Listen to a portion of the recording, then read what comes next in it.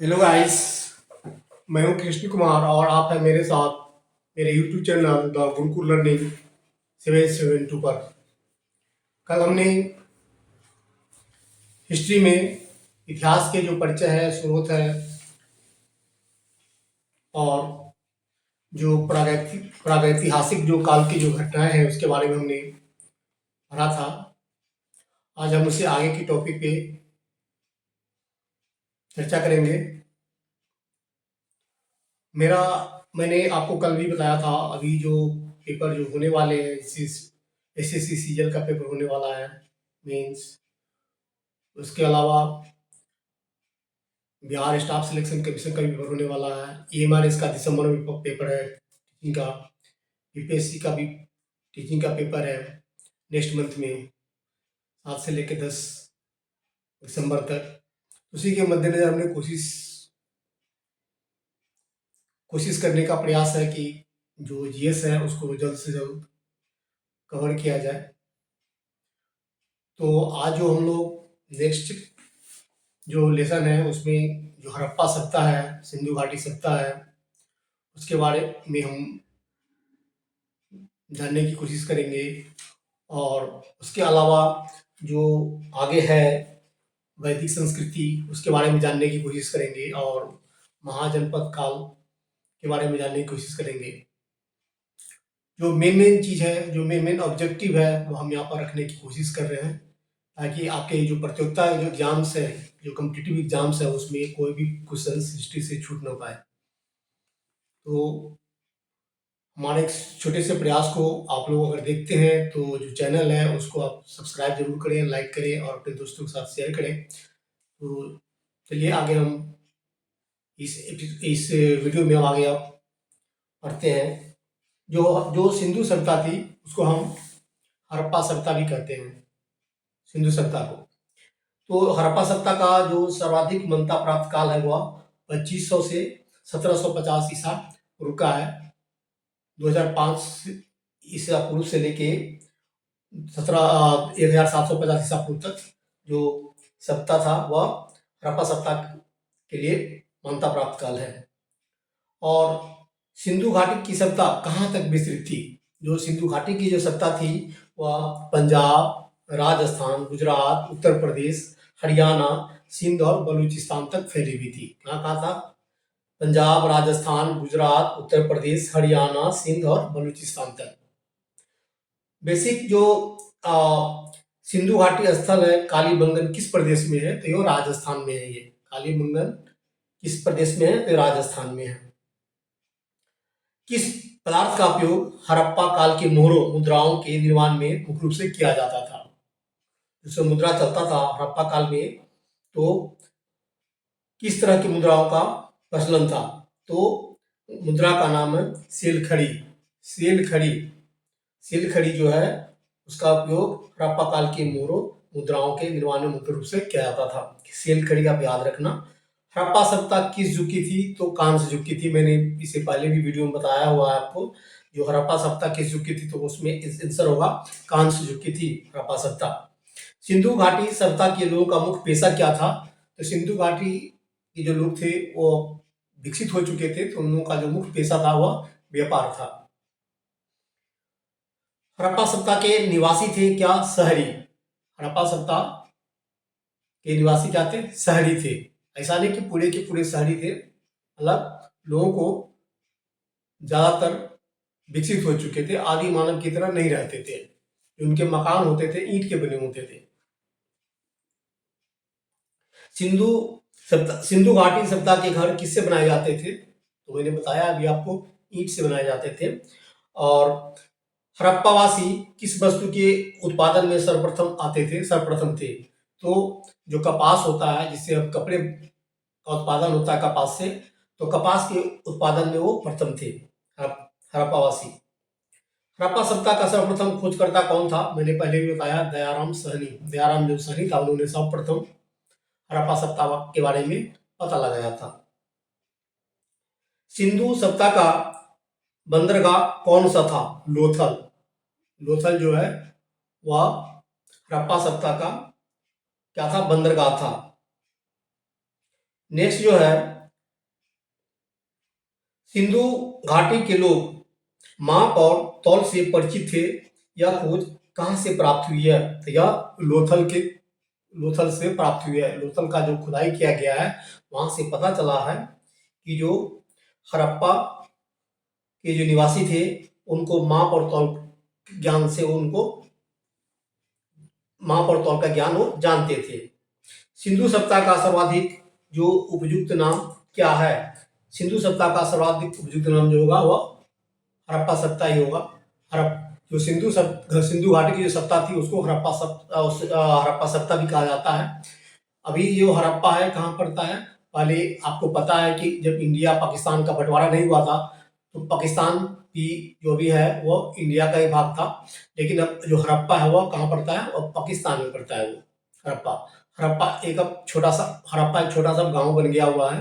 वहां पर अभी कुछ दिन पहले ही, आगे जब हम बढ़ेंगे तो इसमें आपको बताएंगे, कुछ दिन पहले ही वहां पर उसकी खुदाई की गई है हड़प्पा की। तो जो हड़प्पा सभ्यता थी उसको सिंधु घाटी के सभ्यता कहा जाता है। हड़प्पा सभ्यता की खोज किस वर्ष में हुई थी? हमने पहले भी बताया था। हड़प्पा सभ्यता की जो खोज थी वो 1921 ईस्वी में की थी। और किसने किया था? दयाराम साहनी ने किया था। हड़प्पा के लोगों की सामाजिक पत्ति कैसी थी? तो समतावादी थी। हड़प्पा के जो लोगों की जो सामाजिक पत्ति थी उचित समतावादी थी। मतलब उनमें ये जाति प्रथा नहीं था, दास प्रथा नहीं था, वर्ण प्रथा नहीं था। उस समय नहीं था जिस समय मतलब हड़प्पा जिसमें था समता, उस समय ये सब नहीं था। समतावादी मतलब लोग समतावादी विचार करते थे। उसके बाद नेक्स्ट जो क्वेश्चन है, सिंधु सभ्यता की ईंटों का अलंकरण किस स्थान से मिला है? कालीबंगा। सिंधु सभ्यता के ईंटों का अलंकरण किस स्थान से मिला है? तो कालीबंगा। मोहनजोदड़ो कहाँ स्थित है? यह सिंध में है। मोहनजोदड़ो कहाँ स्थित है? यह सिंध प्रांत में है। सिंधु सभ्यता में बृहद स्नानागार पाया गया है। कहाँ पाया गया है? ये मोहनजोदड़ो में। मोहनजोदड़ो में पाया गया है। सिंधु सभ्यता में बृहद स्नानागार मतलब जो लोग थे स्नान के लिए बाकायदा वो उसके लिए स्नानागार बनाए हुए थे जिसमें वो लोग स्नान करते थे। तो यह मोहनजोदड़ो के खुदाई में पता चला है। सिंधु सभ्यता की मुद्रा में किस देवता के समतुल्य चित्रांकन मिलता है? तो आदि विष्णु। विष्णु के जो चित्र है वह सिंधु सभ्यता की मुद्रा में मिलता है। कौन कौन सा हड़प्पाकालीन स्थल गुजरात में है? लोथल। लोथल जो है कहाँ है? वो गुजरात में है। अभी लोथल कहाँ है? गुजरात में। मोहनजोदड़ो का स्थानीय नाम क्या है? मोहनजोदड़ो का स्थानीय जो नाम है मृतकों का टीला। जो मृतकों का टीला होता था उसको क्या कहते हैं? मोहनजोदड़ो। मोहनजोदड़ो मृतकों के टीला को कहा जाता है। नेक्स्ट जो क्वेश्चन है इसमें हम आगे की तरफ चलते हैं। भारत में खोजा गया सबसे पहला पुराना शहर कौन सा है? वह हड़प्पा ही है। उस समय भारत में खोजा गया सबसे पहला पुराना शहर कौन है? हड़प्पा। नेक्स्ट जो क्वेश्चन है, हड़प्पा में एक उन्नत जल प्रबंधन प्रणाली का पता चलता है। कैसे पता चलता है? कहाँ से? तो धौलावीरा में। जो धौलावीरा की जो खुदाई हुई है उससे पता चलता है कि वहां पर उन्नत जल प्रबंधन जैसे नाली उली का जो सिस्टम था हड़प्पा सभ्यता में वो विकसित था। उसी के बारे में कहा गया है। तो स्थान कहाँ है? धौलावीरा में है। धौलावीरा में हड़प्पा में एक उन्नत जल प्रबंधन प्रणाली का पता चलता है। यह कहाँ पर है? कौन सा स्थान पर है? तो धौलावीरा में है। ये क्वेश्चन जो है, हड़प्पा के मिट्टी के बर्तनों पर सामान्यतः किस रंग का उपयोग होता था? तो लाल रंग का उपयोग होता था। जो हड़प्पा के जो मिट्टी में जो बर्तन बनाए जाते थे उस पर लाल रंग का उपयोग हुआ करता था। सिंधु सभ्यता सिंधु सभ्यता किस युग में पड़ता है? या आद्य ऐतिहासिक काल में पड़ता है। सिंधु सभ्यता जो है या हड़प्पा सभ्यता हुआ आद्य ऐतिहासिक काल हो गया, जो बीच का काल हुआ। एक तो प्रागैतिहासिक काल हुआ जो सबसे पहला हुआ था, बीच में आद्य हो गया जिसको माध्य बोलते बीच का बोलते हैं, और जो नया होता है वो आधुनिक होता है नहीं। तो ये जो था आपको आद्य ऐतिहासिक काल, जो बीच का काल था उसको आद्य ऐतिहासिक काल कहते हैं। किस युग में पड़ता है? तो आद्य ऐतिहासिक काल में पड़ता है। सिंधु घाटी सभ्यता की विकसित अवस्था में किस स्थल से घरों में कुआं के अवशेष मिले हैं। मोहनजोदड़ो की खुदाई जब हुई है तो पता चला है कि जो सिंधु घाटी के जो लोग, सिंधु सभ्यता या हड़प्पा सभ्यता के जो लोग रहते थे, उसमें उसमें जो क्या था, घरों में कुआं था। कुआं से क्या होता था, पानी और स्नान की व्यवस्था होती थी। यह मोहनजोदड़ो की खुदाई से पता चला है। नेक्स्ट क्वेश्चन है, सिंधु घाटी सभ्यता को खोज निकालने में किन दो भारतीयों का नाम जुड़ा हुआ है? एक तो दयाराम साहनी है और दूसरा जो है राखालदास बनर्जी। राखालदास बनर्जी और दयाराम साहनी, इन दोनों ने सिंधु घाटी सभ्यता को खोजा था। नेक्स्ट क्वेश्चन में रंग नेक्स्ट क्वेश्चन में रंगपुर, जहां हड़प्पा के समकालीन सभ्यता थी, है नहीं, वह कहाँ पड़ता है? वह सौराष्ट्र में पड़ता है। जो हड़प्पा के समकालीन जो सभ्यता थी रंगपुर में, वह कहाँ पड़ता है? सौराष्ट्र में पड़ता है। हड़प्पा एवं मोहनजोदड़ो की पुरातात्विक खुदाई के प्रभारी कौन थे? ये क्वेश्चन बहुत ही इंपोर्टेंट है। हड़प्पा और मोहनजोदड़ो की पुरातात्विक खुदाई के प्रभारी कौन थे? तो सर जॉन मार्शल, एक अंग्रेज है जिन्होंने इसकी खुदाई किया था, हड़प्पा और मोहनजोदड़ो की, है नहीं, ये प्रभारी थे। सर जॉन मार्शल प्रभारी थे वहां के खुदाई के। नेक्स्ट जो क्वेश्चन है, किस स्थल से युगल समाधान द्विसौ संस्कार का प्रमाण मिला है? मतलब जो आदमी की जब मृत्यु होती है तो संस्कार जो किया जाता है, जो हम लाश को जलाते हैं, उसी के बारे में पूछ रहा है कि किस स्थल से युगल समाधान या द्विसौ संस्कार का प्रमाण मिला है? वह लोथल से। लोथल कहाँ है? गुजरात, मैंने आपको बताया है। तो लोथल में जो खुदाई हुई है उससे पता चला है, यानी कि वहाँ हड़प्पा सभ्यता के जो लोग थे, समाधान और द्विसौ संस्कार क्या करते थे, या लोथल की खुदाई से पता चला है। हड़प्पा के काल का तांबे का रथ किस स्थान से प्राप्त हुआ है? दैमाबाद। हड़प्पा के काल का तांबे का रथ किस स्थान से प्राप्त हुआ है? तो दैमाबाद से। हड़प्पा जो वासी थे किन किन धातुओं का आयात करते थे? वो क्या करते थे आयात? चांदी, सोना और टीन का आयात करते थे। कौन? हड़प्पा वासी। मतलब उस समय चांदी, सोना और टीन ये सब विकसित हो चुका था, तो क्या करते थे लोग? वो आयात करते थे। नेक्स्ट जो क्वेश्चन है, कौन सी फसल हड़प्पा कालीन लोगों का मुख्य खाद्यान्न नहीं था? क्या नहीं था? चावल। चावल उस समय मुख्य खाद्यान्न नहीं था। हड़प्पा वासियों का मुख्य खाद्यान्न चावल नहीं था। लोग ज्यादातर गेहूं और जो जौ है इसको ज्यादा इस्तेमाल करते थे। उस समय चावल मुख्य रूप से उतना विकसित नहीं था। नेक्स्ट क्वेश्चन है, हड़प्पा कालीन स्थलों में अभी तक किस धातु की प्राप्ति नहीं हुई है? तो लोहा की प्राप्ति नहीं हुई है। बाकी जो चांदी है, सोना है और जो कांस्य है, आपको पता ही है, ये सब विकसित हो चुका था। सिर्फ लोहा है वो खुदाई में पता नहीं चला है कि उस समय लोहा का प्रयोग होता था। याद रखना, हड़प्पा कालीन स्थलों में अभी तक किस धातु की प्राप्ति नहीं हुई है? तो उसका आंसर होगा लोहा। हड़प्पा स्थलों में कौन मन का निर्माण का एक विशिष्ट केंद्र था? लोथल। हड़प्पा स्थलों में कौन मन का निर्माण का एक विशिष्ट केंद्र था? इसका आंसर है लोथल।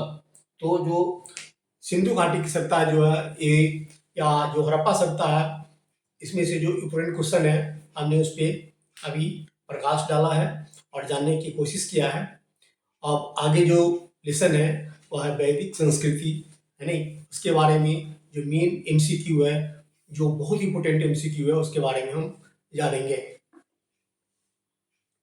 जो पूर्व वैदिक पूर्व वैदिक था, पूर्व वैदिक या ऋग्वैदिक संस्कृति काल किसे माना जाता है? ये हमने आपको पहले भी बताया है। 1500 ईसा पूर्व से लेके 1000 ईसा पूर्व तक के काल को वो माना जाता है पूर्व वैदिक या ऋग्वैदिक काल। ऋग्वैदिक काल या पूर्व वैदिक काल पूछे तो दोनों एक ही चीज होता है। तो एक 1500 से लेके 1000 ईसा पूर्व तक का जो काल है उसको पूर्व वैदिक काल कहा जाता है। आर्य शब्द का शाब्दिक अर्थ क्या होता है? आर्य शब्द का शाब्दिक अर्थ होता है श्रेष्ठ या कुलीन। पहले जब हड़प्पा सभ्यता था या सिंधु घाटी की सभ्यता में, उसमें आर्य लोगों को बोला जाता था आर्य, उसका होता था श्रेष्ठ, श्रेष्ठ, कुलीन, श्रेष्ठ या कुलीन। तो हम अभी जो है आपको जो वैदिक सभ्यता है उसके बारे में जो मेन जो क्वेश्चंस है उसको कोशिश कर रहे हैं कि आप तक पहुंचाने का। आगे जो क्वेश्चंस हैं इसमें कि किस फसल का ज्ञान वैदिक काल में लोगों को नहीं था? तंबाकू। जो तंबाकू था, तंबाकू का ज्ञान लोगों को वैदिक काल में नहीं था, लेकिन जौ, गेहूं का और चावल का पता उनको था। चावल उतना विकसित नहीं था, लेकिन उस समय था, लेकिन तंबाकू तो बिल्कुल ही नहीं था। तो किस फसल का ज्ञान वैदिक काल में लोगों को नहीं था? इसका आंसर होगा तंबाकू। उत्तर वैदिक काल के वेद विरोधी और ब्राह्मण विरोधी धार्मिक अध्यापकों को किस नाम से जाना जाता था? उत्तर वैदिक काल के वेद विरोधी, जो वेद का विरोध करते थे या जो ब्राह्मण का विरोध करते थे, ऐसे अध्यापकों को किस नाम से जाना जाता था? उनको जाना जाता था श्रमण। ऐसे जो ब्राह्मणवाद में विश्वास नहीं करते थे, जो वेद में विश्वास नहीं करते थे, तो ऐसे जो अध्यापक थे उनको श्रमण के नाम से जाना जाता था। किस वेद में प्राचीन वैदिक युग की संस्कृति के बारे में सूचना दी गई है? ऋग्वेद में। मैंने ये क्वेश्चन पहले की वीडियो में आपको बता रखा है। किस वेद में प्राचीन वैदिक युग की संस्कृति का पता चलता है? वो है ऋग्वेद। नेक्स्ट जो क्वेश्चन है, भारत के राज चिन्ह में प्रयुक्त होने वाले शब्द सत्यमेव जयते किस उपनिषद से लिया गया है? ये लिया गया है मुंडक उपनिषद से। इस उपनिषद से लिया गया सत्यमेव जयते मुंडक उपनिषद से। नेक्स्ट जो क्वेश्चन है, ऋग्वैदिक आर्यों का मुख्य पेशा क्या था? जो ऋग्वैदिक आर्य थे उनका मुख्य पेशा क्या था? तो पशुपालन। पशुपालन ऋग्वैदिक आर्यों का मुख्य पेशा था। भारतीय संगीत का आदि ग्रंथ किसे कहा जाता है? सामवेद को। साम जो वेद है उसमें संगीत संबंधी जानकारियां मिलती है, इसलिए भारतीय संगीत का आदि ग्रंथ किसको कहा जाता है? सामवेद। याद रखना, सामवेद जो है भारतीय संगीत का आदि ग्रंथ है। प्रथम विधि निर्माता कौन थे? प्रथम जो विधि निर्माता थे वो मनु थे। मनु विधि कहते हैं सॉरी विधि कहते हैं न्याय के लिए। न्याय जो देने के लिए जाने जाता है। आजकल क्या होता है, कोई चीज जैसे मामला कोर्ट में जाता है तो जज होते हैं, तो उस समय जो मनु थे वो उनको विधि निर्माता के लिए वो फेमस थे। ऋग्वेद में संपत्ति का प्रमुख रूप क्या था? गौधन। गौधन को ही उस समय प्रधानता थी, वो संपत्ति का प्रमुख रूप था। गौधन मतलब गाय, गाय को पालना। तो ऋग्वेद में संपत्ति का प्रमुख रूप क्या था? गोधन। ऋग्वेद के किस मंडल में शूद्र का उल्लेख पहली बार मिलता है? तो 10वें मंडल में। ऋग्वेद सबसे आपको पता है सबसे पहला जो ये है वह ऋग्वेद ही है प्राचीन, और उसमें जो शूद्र का वर्णन मिलता है वह किस मंडल में मिलता है? तो 10वें मंडल में। टोटल जो मंडल बताया गया है वो 10 ही है। तो ऋग्वेद के किस मंडल में शूद्र का उल्लेख पहली बार मिलता है? वह 10वें मंडल में उसका उल्लेख मिलता है। पुराणों की संख्या कितनी है? जो पुराण होते हैं, है नहीं, जैसे वेद तो 4 है, ऋग्वेद, यजुर्वेद, अथर्ववेद, सामवेद। इसी तरह पुराण जो है, पुराण की संख्या कितनी है? तो पुराणों की जो संख्या हुआ 18 है, 18। वैदिक धर्म का मुख्य लक्षण किसकी उपासना था? प्रकृति का। जो वैदिक धर्म का जो मुख्य लक्षण था उस किसकी उपासना करते थे? प्रकृति का। जैसे कि सूर्य हुआ, सूर्य को देवता मानते थे, चंद्र को देवता मानते थे, पृथ्वी की पूजा करते थे। तो वैदिक धर्म का जो मुख्य लक्षण था किसकी उपासना था? प्रकृति का उपासना करते थे। किस देवता के लिए ऋग्वेद में पुरंदर शब्द का प्रयोग हुआ है? पुरंदर शब्द का प्रयोग जो हुआ है ऋग्वेद में हुआ इंद्र देवता के लिए हुआ है। नेक्स्ट जो क्वेश्चन है, शुल्व सूत्र किस विषय से संबंधित पुस्तक है? ये इसका आंसर होगा ज्यामिति। ज्यामिति, ज्योमेट्री जो है नहीं, जिसको इंग्लिश में बोलते हैं। तो शुल्व जो सूत्र है किस विषय से संबंधित पुस्तक है? ये ज्यामिति से संबंधित पुस्तक है। उस समय उसको शुल्व सूत्र कहा जाता था। आर्य भारत में बाहर से आया और सर्वप्रथम कहाँ बसे थे? तो पांचाल में बसे थे। आर्य सर्वप्रथम जब बाहर से आए थे तो कहाँ बसे थे? वो पांचाल में बसे थे। ऋग्वेद का कौन सा मंडल पूर्णतः सोम को समर्पित है? 9वां मंडल। ऋग्वेद का कौन सा मंडल पूर्णतः सोम कहते हैं चंद्रमा, सोम को समर्पित है।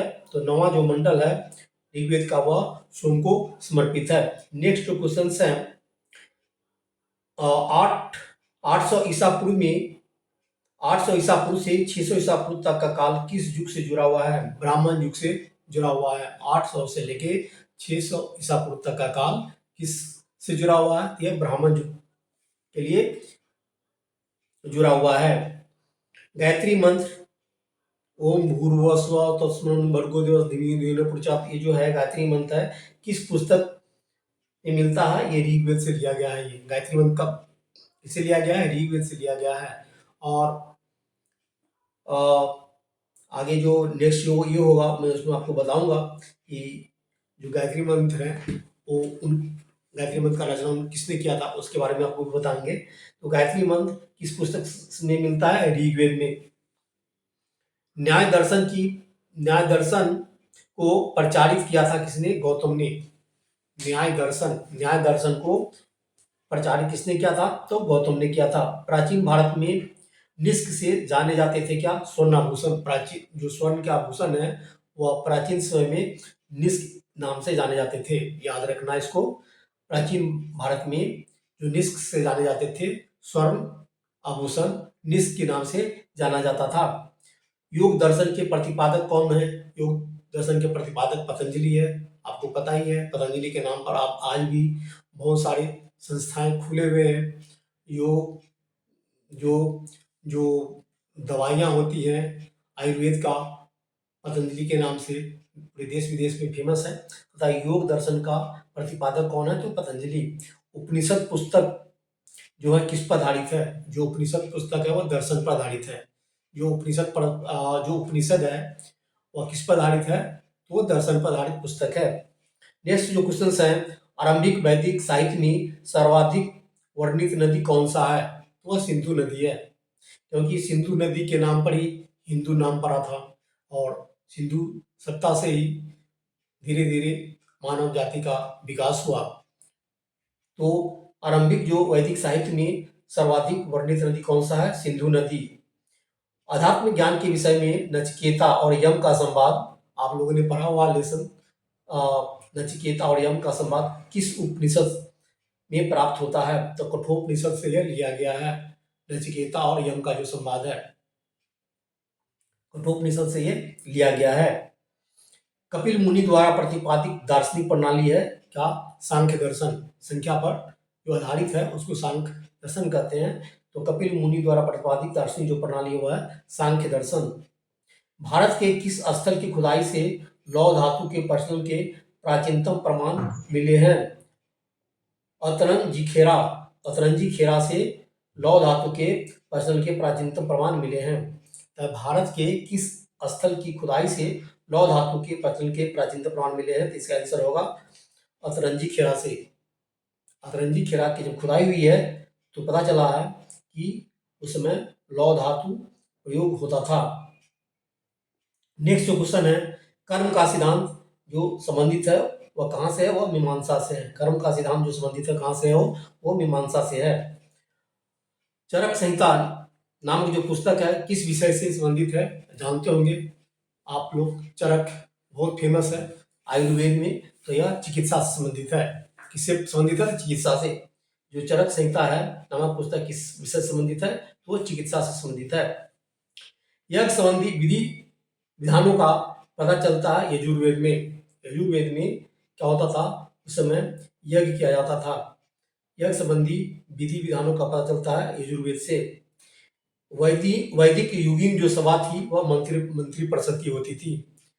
मंत्री परिषद की जो सभा थी वह वैदिक योगिन सभा होती थी। वैदिक युग में जो सभा होती थी वह मंत्री परिषद की होती थी।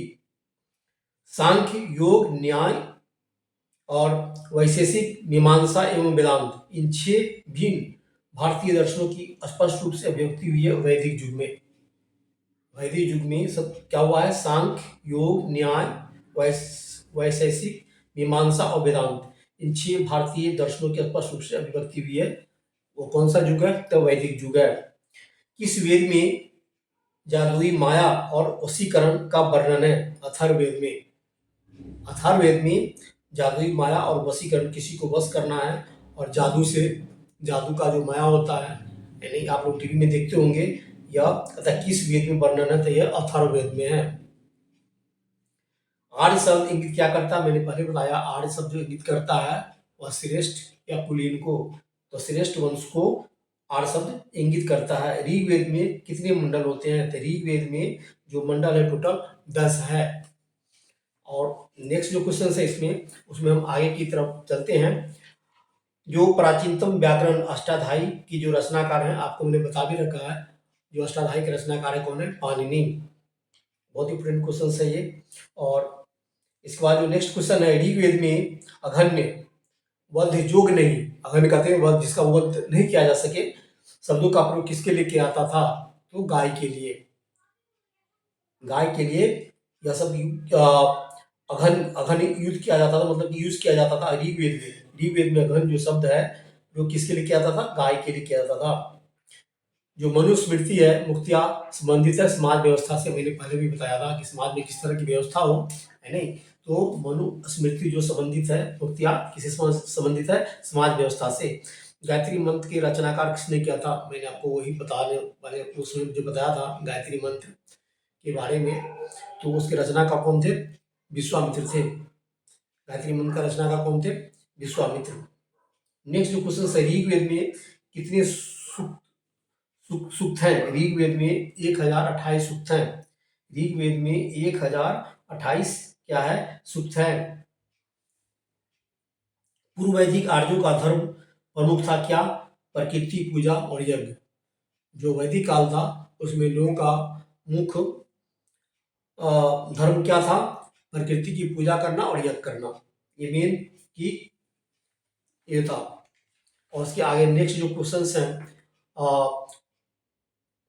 किस सौ को सतसहस्त्री संहिता के नाम से भी जाना जाता है, महाभारत को किस ग्रंथ को सतसहस्त्री संहिता के नाम से भी जाना जाता है, तो महाभारत को सतसहस्त्री संहिता के नाम से भी जाना जाता है, इसका आंसर है। तो अभी जो हमने जो एक क्वेश्चन पढ़ा वैदिक जो संस्कृति था, इसके जो एमसीक्यू मेन थे हमने उस पर आपसे चर्चा की है। और जो नेक्स्ट है महाजनपद काल, इसके बारे में जो मेन एमसीक्यू है वो आपको हम बताने की कोशिश कर रहे हैं। किस शासक ने गंगा एवं सोन नदियों के संगम पर पाटलिपुत्र नामक नगर की स्थापना की थी, तो मैंने पहले के वीडियो में बताया उदयन ने सबसे पहले जो पाटलिपुत्र जो नगर है उसकी स्थापना की थी। यह किस नदी के तट पर था, यह गंगा और सोन नदी के संगम पर बसा हुआ था उस समय। तो कौन सा शासक था, उदयन ने। 323 ईसा पूर्व में सिकंदर महान की मृत्यु हुई थी, कहाँ हुई थी, सिकंदर महान की जो मृत्यु हुई थी वह बेबीलोन में हुआ था, बेबीलोन में। 323 ईसा पूर्व में सिकंदर महान की मृत्यु हुई थी, कहाँ हुआ था, तो वह बेबीलोन में हुआ था। सिकंदर महान एवं पोरस कुरु की सेनाओं ने किस नदी के आमने सामने वाले तटों पर पड़ाव डाला हुआ था, तो झेलम नदी के किनारों पर उन्हें पड़ाव डाला हुआ था। पाली ग्रंथों में गांव के मुखिया को क्या कहा गया है, तो पाली ग्रंथों में गांव के जो मुखिया है उसको ग्राम भोजक या भोजक की नाम से पुकारते थे, भोजक या ग्राम भोजक के नाम से।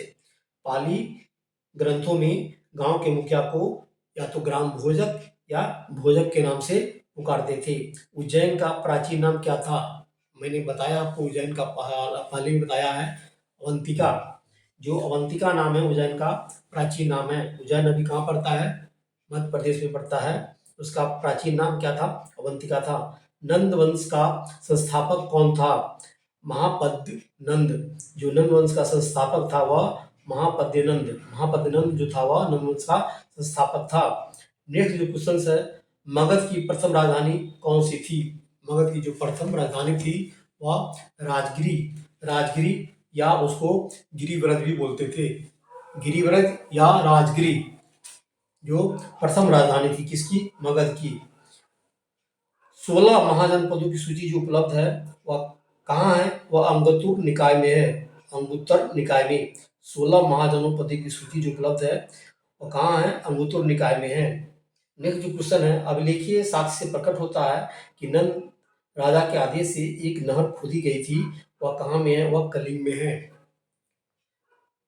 अब लिखिए, साक्ष्य से प्रकट होता है कि नंद राजा के आदेश से एक नहर खोदी गई। उस नहर का नहर कहाँ है? कलिंग में। नेक्स्ट जो क्वेश्चन है, सिकंदर के आक्रमण के समय उत्तर भारत का राजवंश में किसका शासन था? नंद वंश का था। जिसमें सिकंदर ने भारत पर आक्रमण किया था, उस समय उत्तर भारत पर किसका शासन था? तो नंद वंश का शासन था। सिकंदर के आक्रमण के समय उत्तर भारत पर राजवंश में किसका शासन था? तो नंद वंश का शासन था। कौन सा एक ईसा पूर्व छठी सदी में प्रारंभ में भारत का सर्वाधिक शक्तिशाली नगर राज था? मगध। उसमें मागध बोलते थे, मगध। मगध एक शक्तिशाली राज था। कब? ईसा पूर्व छठी सदी में सर्वाधिक शक्तिशाली भारत का एक राज था ये। नेक्स्ट जो क्वेश्चन है इसमें, अब उसमें हम आगे की तरफ हम बढ़ते हैं, जो अभी आपको मैं बता रहा हूँ महाजनपद काल से। इसका नेक्स्ट जो क्वेश्चन है, मगध के किस प्रारंभिक शासक ने राज्यारोहण के लिए अपने पिता की हत्या की थी एवं इसी कारण अपने पुत्र द्वारा फिर मारा गया था? नाम था अजातशत्रु। मगध के किस प्रारंभिक शासक ने राज्यारोहण के लिए अपने पिता की हत्या की थी? किसने की थी? अजातशत्रु ने किया था। और इसी के कारण अपने वह पुत्र के द्वारा मारा गया था। उसका नाम क्या था? अजातशत्रु। विश्व का पहला गणतंत्र वैशाली में किसके द्वारा स्थापित किया गया था? लिच्छवी। याद रखना, विश्व का कह रहा है, विश्व का पहला गणतंत्र कौन था? लिच्छवी। और कहाँ है? भारत में। मतलब जब हम डेमोक्रेसी की बात करते हैं तो पूरे विश्व में सबसे पहले जो डेमोक्रेसी आई थी, कहाँ आई थी? इंडिया में थी, भारत में थी। और जगह का नाम कौन था? उस समय वैशाली। आप जानते होंगे वैशाली जो है, जहाँ पर महात्मा महावीर का जन्म हुआ है। महावीर का जन्म कहाँ हुआ था? वैशाली में। तो जो लिच्छवी है, लिच्छवी जो जगह है नहीं, वहाँ पर प्रथम गणतंत्र का पता चला है। विश्व का पहला गणतंत्र था, है नहीं, वह जगह का नाम कौन सा है? लिच्छवी, जहाँ पर महावीर का जन्म हुआ था। कौन एक बौद्ध ग्रंथ 16 महाजनपदों का उल्लेख करता है? अंगुत्तर निकाय। जो अंगुत्तर निकाय है, यह एक बौद्ध धर्म ग्रंथ है जो 16 महाजनपदों का उल्लेख करता है। तो अभी हमने करीब करीब जो हमने ये किया है 100 क्वेश्चन का, आज हमने जो कोटा है वह पूरा किया है। मैंने आपको बताया था कि अब डेली टॉप जो 100 एमसीक्यू होगा हिस्ट्री में, या हिस्ट्री के बाद अगर इसके बाद जो मैं आपके सामने लाऊंगा वो पॉलिटी से लाऊंगा, तो उसमें भी 100 क्वेश्चंस का रोज हम अभ्यास करेंगे और कोशिश करेंगे कि जीएस में ज़्यादा से ज़्यादा एमसीक्यू है उसको लर्न करें। और जो एग्ज़ाम आ रहे हैं बीपीएससी के, जो टीचर के एग्ज़ाम्स हैं, टीजीटी पीजीटी लेवल के, या जो एएमआरएस के एग्ज़ाम्स हैं, इसको सॉल्व करने के लिए, या जो अभी सीजीएल का मेन एग्ज़ाम्स होने वाला है उसके लिए, या रेलवे का जो भी एग्जाम होने वाला है, उस सब के लिए जो हम जीएस कोशिश कर रहे हैं कि आपको जितनी ज़्यादा से ज़्यादा हो, यानी आप तक मेन मेन जो ऑब्जेक्टिव है वो आपको पहुंचा दें।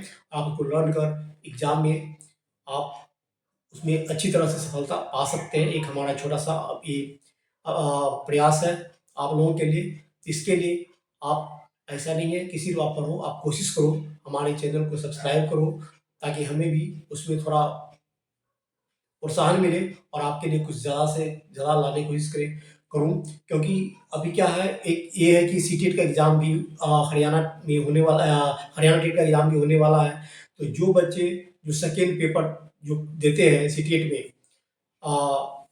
6 to 8, हालांकि वो 10 तक वैलिड होता है, वो बच्चे एसएसटी की जो तैयारी करते हैं, जो मैं अभी जो बता रहा हूँ पूरा एसएसटी चल रहा है, उसमें एसएसटी में आ जाते हैं, पॉलिटी आते हैं, भूगोल आता है, हिस्ट्री आता है, ये सारे जो सब्जेक्ट्स हैं मैं करा ही रहा हूँ। तो जो सीटेट सेकेंड जो पेपर है वो भी आपका कंप्लीट हो रहा है। और मैं कोशिश करूँगा कि जो दिसंबर में जो अगर सीटेट के एग्ज़ाम है, तो जो पेपर फर्स्ट वाले हैं, पेपर फर्स्ट वाले के लिए भी मैं कोशिश करूँगा। और साइकोलॉजी की भी जो टॉपिक है, मैं कोशिश करूँगा कि साइकोलॉजी की जो टॉपिक है वह पेपर तक मैं ख़त्म करूँ। साइकोलॉजी के जितने भी टॉपिक हैं वह जो पेपर सेकेंड के लिए भी मतलब उसकी उतनी ही महत्व है, और पेपर फर्स्ट के लिए भी उसका ही उतना ही महत्व है। और मेरा ये भी कोशिश होगा कि पेपर के लास्ट लास्ट तक जितने भी जो पेडागोजी है, मैथ का या साइंस का, वह जो मैं आपको सीटेट से जो आपको मैं एजुकेशन साइकोलॉजी का टॉपिक डालूंगा, उससे आपको पेडागोजी का भी जो क्वेश्चन है वो सॉल्व होगा। और जो बच्चे जैसे कि जो पेपर सेकंड में साइंस और मैथ जो ये अगर वो लेते हैं तो कुछ न कुछ हद तक उसका भी जो पेडागोजी का क्वेश्चन है मैं सॉल्व करने की कोशिश करूंगा, और या फर्स्ट पेपर के लिए भी मैं कोशिश करूंगा। क्योंकि अभी टाइम है और टॉपिक में खत्म होने में ज़्यादा टाइम लगेगा नहीं। उसका पेडागोजी है करीब करीब 15 दिन में मैं खत्म कर दूंगा। कोशिश यह है कि जो एमआरएस का पेपर है या जो ये पीपीएससी का पेपर है, सीजीएल का ये पेपर अगर हो जाता है, उसके बाद जो पेडागोजी है वो आप सेकंड और फर्स्ट पेपर के लिए वो मैं करने की कोशिश करूँगा। इसलिए ज़्यादा से ज़्यादा जो हमारा जो वीडियो है और बच्चों तक और अपने घर में जैसे आपकी घर में जैसे सिस्टर हो या ब्रदर हो जो तैयारी कर रहे हैं, उनको आप बतावें, या पेरेंट्स हैं तो अपने बच्चों को बतावें। ज़्यादा से ज़्यादा कुछ यहाँ से लर्न करके आप अपने लाइफ में आगे तरक्की कर सकते हैं। तो इसके लिए देखने के लिए इस वीडियो को बहुत-बहुत आपको धन्यवाद, और आज के लिए इस वीडियो को यहीं पे ख़त्म करते हैं। Thanks for watching.